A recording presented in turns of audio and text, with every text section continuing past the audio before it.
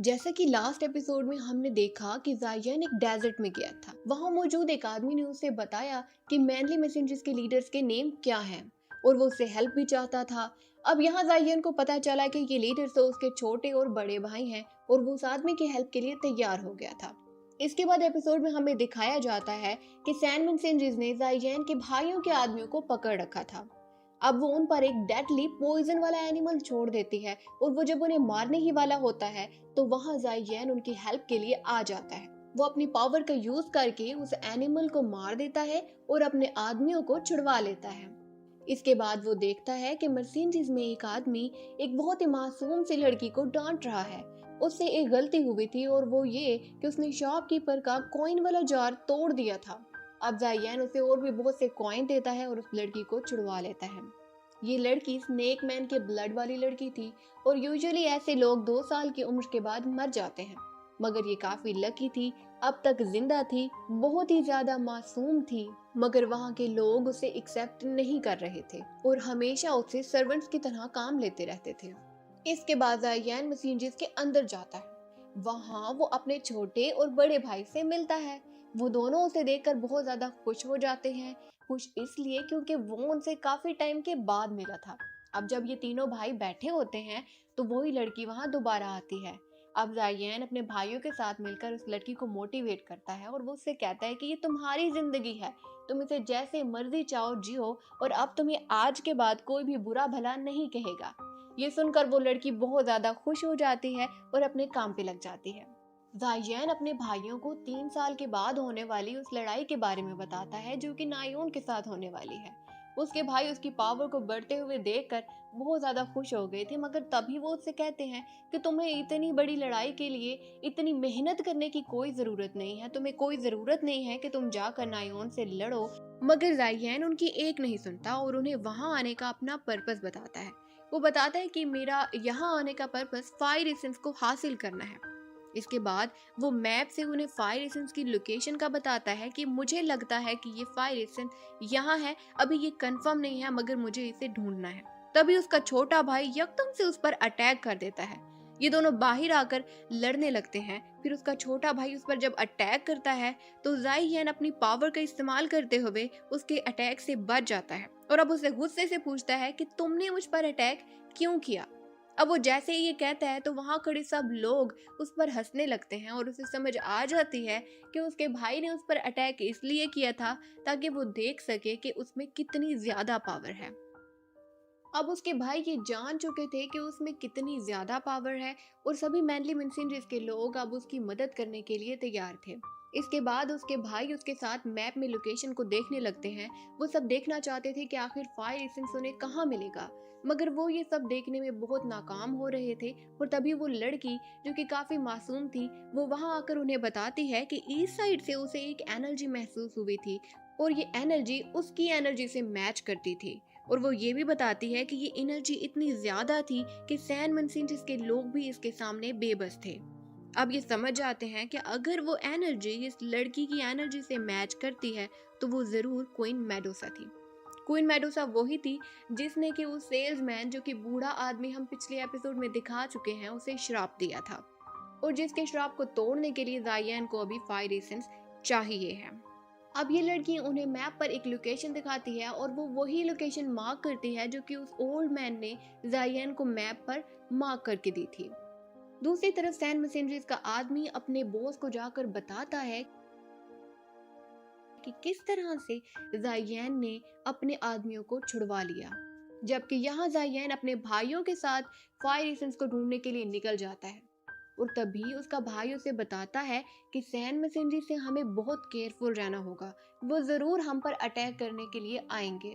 अब जब ये सब लोग डेजर्ट पर जाते हैं तो उन्हें दूर दूर तक धूल के अलावा तो कुछ भी नजर नहीं आता। वो काफी ढूंढते हैं मगर कुछ नहीं मिलता। तब जायन को समझ आ जाती है कि जरूर फायर एसेंस यहाँ कहीं छुपा हुआ है, उसकी लोकेशन भी यहीं पे कहीं होगी। वो अपने लोगों को और भी ज्यादा ध्यान से ढूंढने का कह देता है। बहुत ज्यादा ढूंढने के बाद उन्हें एक रास्ता मिल ही जाता है। अब तभी वहां सैन मैसेंजर्स के आदमी पहुंच जाते हैं। ये देखकर जायन का छोटा भाई उनके बॉस पर अटैक करता है, मगर उसका बॉस और भी ज्यादा पावर से उस पर अटैक करता है और उसे दूर गिरा देता है। अब जायन को बहुत ज्यादा गुस्सा आ जाता है और वो देखते ही देखते उस इंसान को मार देता है जिसने जाकर अपने बॉस को खबर दी थी। ये सब देखकर सैन विसेंजिस के लोग बहुत ज्यादा शॉक्ड हो जाते हैं और वो ये जान जाते हैं कि जायन कितना ज्यादा पावरफुल है और उससे खतरा लेने का मतलब अपनी मौत को खुद ही इनविटेशन देना है। ये सब लोग आहिस्ता आहिस्ता पीछे होते हैं और वहां से चले जाते हैं। अब जायन अपने भाइयों के साथ उस रास्ते की तरफ चला जाता है जहाँ की उन्हें फायर एसेंस मिल सकता है। यहाँ उन्हें बहुत ज्यादा लावा मिलता है और वो लावे से गुजरते गुजरते एक अलग ही लैंड में पहुंच जाते हैं। वो ये समझ नहीं पाते कि किस तरह से वो उस लावे से गुजर गए और किस तरह से वो यहाँ पहुंच गए। अब जायन उस लावे के अंदर छलांग लगा देता है जिसे देखते ही सब परेशान हो जाते हैं। मगर तभी जायन अपने पर्पल विंग्स खोल लेता है और अपने रास्ते की तरफ उड़ता जाता है। लेकिन तभी उसके पीछे कुछ लावा मॉन्स्टर लग जाते हैं जिसे देखकर सब और भी ज्यादा परेशान हो जाते हैं। मगर जायन डरने वालों में से नहीं था। वो एक्सप्लोसिव स्टेप का यूज करते हुए उससे बचने की कोशिश करता है और उस पर काउंटर अटैक करता है, जिससे ये लावा मॉन्स्टर समझ जाता है कि जायन में कितनी ज्यादा पावर है और वो उससे बच नहीं पाएगा। तो इसके बाद वो उसके भाइयों पे जाके अटैक करता है, लेकिन तभी उसके सामने वही इनोसेंट लड़की आ जाती है जो कि अपने अंदर से एक ऐसी एनर्जी निकालती है कि जिस एनर्जी का असर उस लावा मॉन्स्टर पे होता है और उसके माथे पर एक निशान बन जाता है, जिसके बाद वो मॉन्स्टर खामोशी से लावे के अंदर चला जाता है। ये सब देखकर सब लोग काफी शॉक्ड थे। जब जायन उस लड़की के पास आता है तो वो उससे कहती है कि फायर एसेंस दिलाने में मैं तुम्हारी हेल्प करूंगी। इसके बाद वो खड़े होकर उस लावा मॉन्स्टर को बुलाती है जो कि इस बार उसे कुछ भी नहीं कहता। ये देखकर सब जान जाते हैं कि इस लड़की के पास 2 बैटल स्नेक्स की प्यूपल्स हैं जो कि स्नेक मैन के पास ही यूजुअली होती हैं और इसी पावर से उसने इस लावा मॉन्स्टर को पोजेस कर लिया है।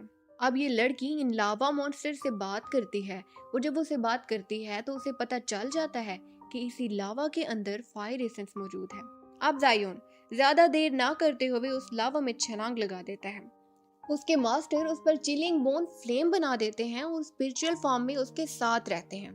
अब वो 1 घंटे तक तो उस लावा में रह सकता था, मगर उसके 1 सेकंड के बाद भी अगर वो वहां रहेगा तो वो पूरी तरह से जल जाएगा। अब जायन ना डरते हुए आगे आगे बढ़ता जाता है, मगर आधा घंटा ढूंढने के बावजूद उसे वहां कुछ भी नहीं मिलता। इसके बाद जायन हिम्मत हारता है और फौरन से वापसी का सफर लेता है। मगर तभी 2 लावा मॉन्स्टर उसका रास्ता रोककर उसे ब्लू लोटस की तरफ गिरा देते हैं। इसी ब्लू लोटस के अंदर फायर एसेंस बनता था। ये देखकर जायन काफी खुश होता है और आगे बढ़ता है, लेकिन जब वो उस लोटस के अंदर जाता है तो वहां उसे कोई फायर एसेंस नहीं मिलता। ये देखकर जायन काफी परेशान हो जाता है और चीखने लगता है, क्योंकि इस फायर एसेंस को हासिल करने के लिए वो बहुत सी मुश्किलात से गुजरा था। मगर तभी उसके मास्टर आके कहते हैं कि एक गोल को हासिल करने के लिए 1 से ज्यादा लोग लगे होते हैं, मगर वो गोल सिर्फ उसी को मिलता है जो अपनी मेहनत जारी रखता है और अपने रास्ते में आने वाली मुश्किलात से डरता नहीं है। ये बातें सुनकर जायन काफी मोटिवेट हो जाता है और फिर से सोचता है कि मैं फायर एसेंस को ढूंढ कर ही रहूंगा, चाहे जितनी भी मुश्किलात आ जाए। लेकिन तभी जमीन हिलने लगती है, जैसे कि नीचे कुछ था।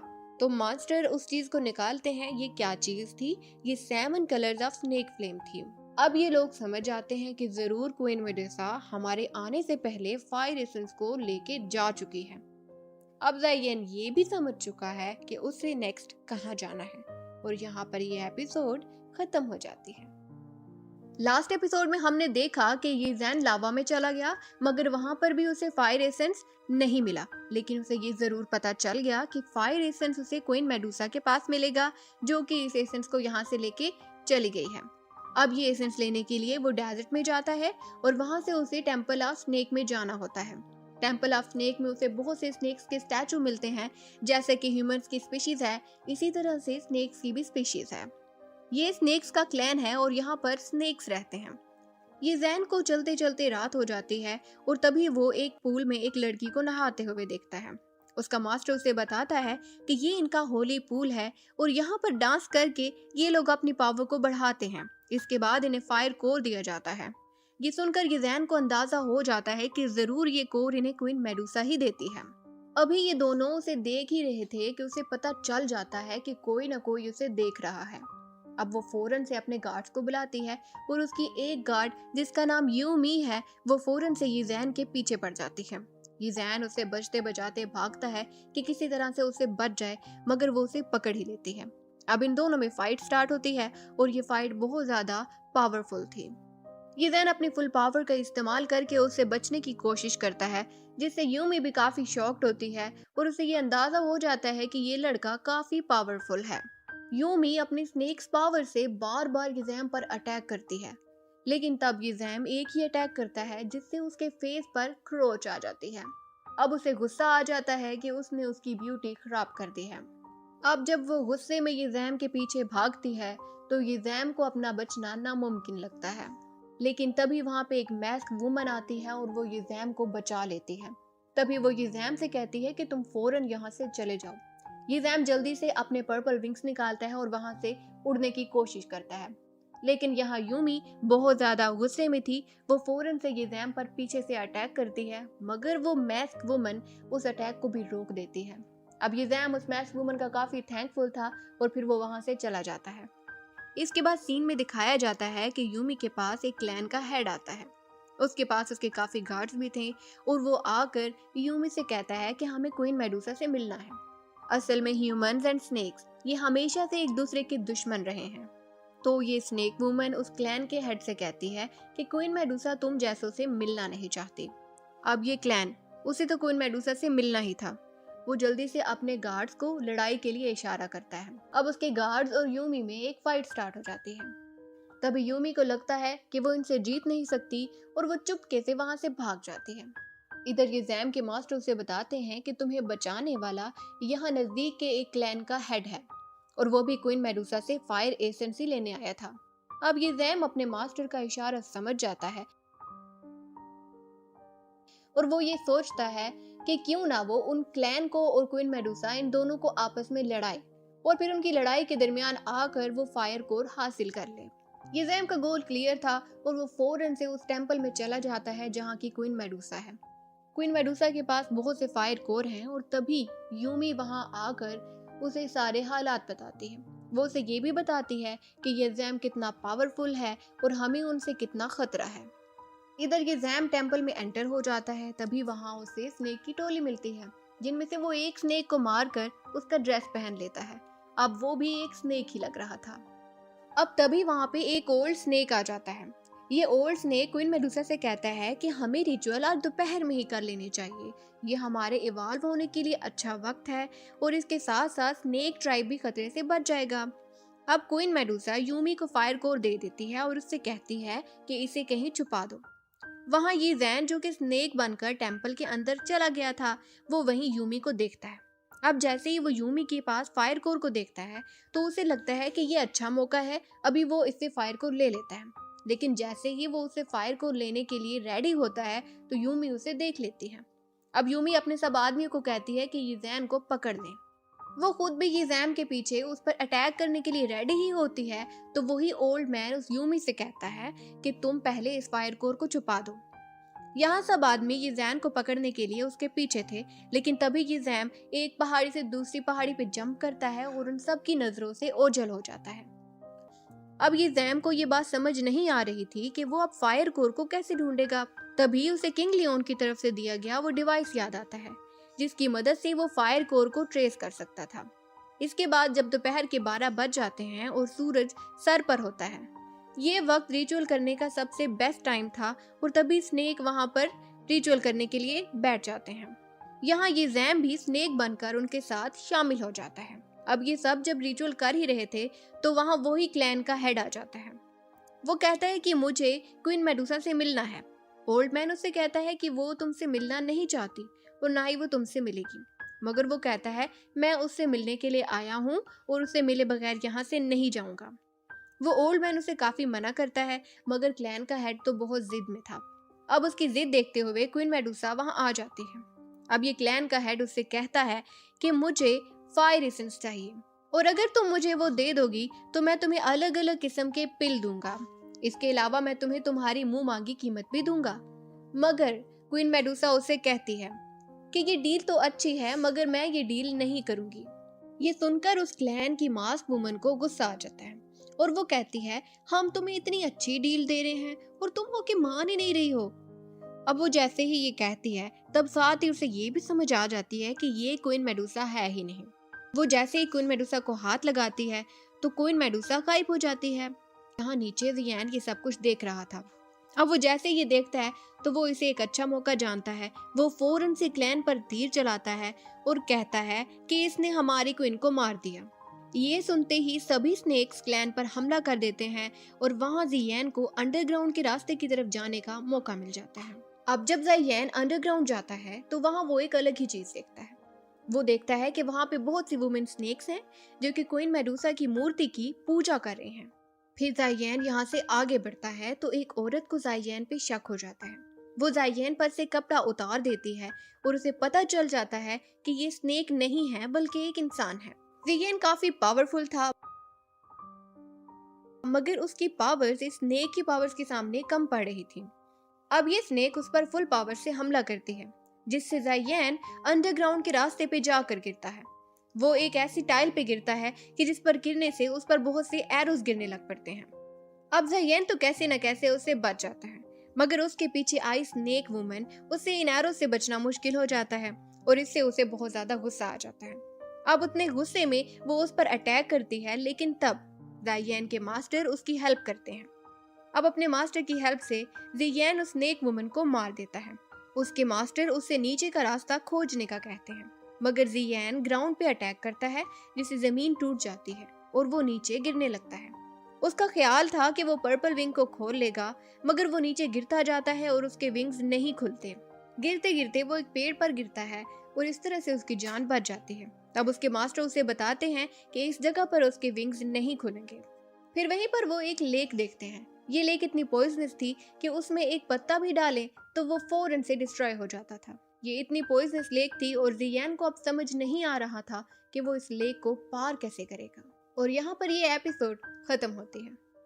नेक्स्ट एपिसोड में जियान के मास्टर उसे चिलिंग फ्लेम से कवर कर देते हैं और उसे कहते हैं कि जल्दी जल्दी से इस लेक को पार कर दो। अब जब वो उस लेक को पार करता है तो दूसरी तरफ उसे क्वीन मेडुसा मिलती है। हाँ, ऊपर क्लैन का हेड खजाने रखने वाली जगह पर जाता है और कोर उठाने लगता है लेकिन तभी उसे पता चलता है कि ये तो फ्लेम भी नकली है और ये कोर भी असली नहीं है। तभी मास्क वुमन उसके गुस्से को काबू करने की कोशिश करते हैं। वो उससे कहती है कि यहाँ पर तो और भी बहुत सी जगह है, हम किसी और जगह पर देखते हैं, हमें ये कोर मिल ही जाएगा। बाहर जाकर मास्क वुमन इंसानों और सांपों के दरमियान होने वाली लड़ाई में शामिल हो जाती है। वो सब स्नेक्स को बुरी तरह से मारने लगती है जबकि दूसरी तरफ जियान ने लेक को पार कर लिया था और वहां उसे क्वीन मेडुसा मिली थी जो कि फायर कोर को निगलने वाली थी। लेकिन इस बार वो जियान को देखकर उस पर हमला नहीं करती और वो ये सोचती है कि इस लड़के ने होली पूल से लेकर यहाँ तक मेरा पीछा किया तो जरूर इसमें कोई खास बात है। फिर वो कहती है कि अब मुझे इस लड़के को मारने के बारे में सोचना नहीं चाहिए बल्कि मुझे अपना काम करना चाहिए, यानी कि मुझे फायर कोर को निगलना चाहिए। उसकी ये सोच जियान के मास्टर समझ जाते हैं और वो जियान को बताते हैं कि जब से स्नेक इस दुनिया में आए हैं उनमें स्नेक स्पिरिट है और अब स्नेक स्पिरिट को कंटिन्यू करने के लिए इसे ये कोर खाना होगा। वो उसे बताते हैं कि इसके एंसेस्टर्स ने इसे इस काम के लिए चुना है जो उसके लिए बहुत मुश्किल है। वो ऐसे क्योंकि अगर वो इस एनर्जी को संभाल नहीं पाई तो वो मर भी सकती है। अब क्वीन मेडुसा अपने रियल फॉर्म में आती है और फायर कोर को निगलने लगती है। अब जब वो उसे निगलती है तो फौरन ही बेहोश हो जाती है। जियान उसके पास आकर उसकी तारीफ करता है कि इसने अपने क्लैन के लिए इतनी बड़ी कुर्बानी दी है। यहाँ ऊपर जब स्नेक्स लड़ रहे थे उन्हें पता चल जाता है कि उनकी क्वीन इस वक्त किस हालत में है। वो बहुत ज्यादा परेशान हो जाते हैं और वहीं बैठ जाते हैं और वो रिचुअल भी खत्म हो जाते हैं। फिर जियान को दिखाया जाता है जो कि क्वीन मेडुसा की हालत पर तरस खा रहा था मगर उसे भी तो 3 साल बाद होने वाले उस मुकाबले की फिक्र थी और उसे भी अपने खानदान की इज्जत को बचाना था, इसलिए वो भी कोर को हासिल करके रहेगा।